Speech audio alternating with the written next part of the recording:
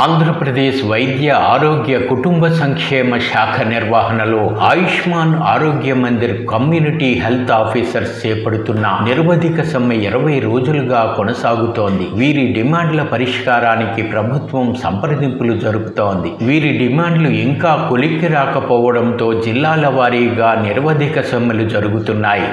విశాఖలో జీవీఎంసీ ప్రధాన కార్యాలయం ఎదుట చేపడుతున్న నిరవధిక సమ్మెలో హెల్త్ ఆఫీసర్లు నిరసనలు చేపడుతున్నారు. ప్లకార్డులతో వారి డిమాండ్లు ప్రదర్శిస్తున్నారు. ఆయుష్మాన్ భారత్ నిబంధనల ప్రకారం 6 ఏళ్ల సర్వీస్ పూర్తి చేసిన కమ్యూనిటీ హెల్త్ ఆఫీసర్లను రెగ్యులర్ చేయాలని కోరుతున్నారు. నేషనల్ హెల్త్ మిషన్ ఉద్యోగులతో సమానంగా 23% వేతన సవరణ జరగాలని డిమాండ్ చేస్తున్నారు. పని ఆధారిత ప్రోత్సాహకాలను క్రమబద్ధీకరించాలని కోరుతున్నారు.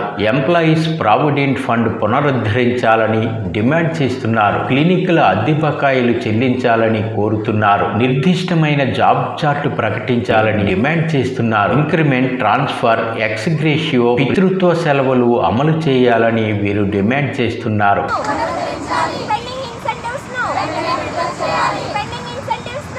మెయిన్గా మేము అడిగినవి ఏంటి అంటే ఎన్హెచ్ఎంలో మాకు ఇచ్చిన నిబంధనల ప్రకారం మమ్మల్ని అంటే ఎవరైతే 6 సంవత్సరాలు పూర్తి చేసుకున్న సిహెచ్ఎస్ ఉన్నారో వాళ్ళని మాత్రమే రెగ్యులర్ చేయమని అడిగామండి.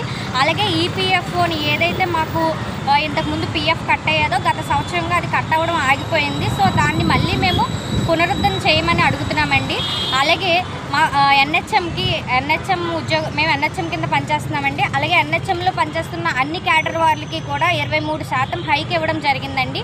దాంట్లో కమ్యూనిటీ హెల్త్ ఆఫీసర్ని మాత్రమే మినహాయింపు చేయడం జరిగింది. సో ఏంటంటే 23% ఏదైతే హైక్ ఉందో అది కమ్యూనిటీ హెల్త్ ఆఫీసర్లకు కూడా ఇవ్వాలని చెప్పేసి ప్రభుత్వాన్ని మేము కోరుతున్నామండి. అలాగే పెండింగ్లో ఉన్న ఇన్సెంటివ్స్ అన్నీ కూడా మాకు వెంటనే విడుదల చేయాలని మేము అడుగుతున్నామండి. ఇది మా కమ్యూనిటీ హెల్త్ ఆఫీసర్ల తరఫున మేము ప్రభుత్వాన్ని అడిగే మా యొక్క చిన్న హక్కులు ఏవైతే ఉన్నాయో అవి మాత్రమే అడుగుతున్నామండి. దయచేసి ప్రభుత్వం వీటిని వెంటనే వీటి మీద దృష్టి సారించి వెంటనే వీటిని ఫుల్ఫిల్ చేయాలని మేము కోరుకుంటున్నామండి.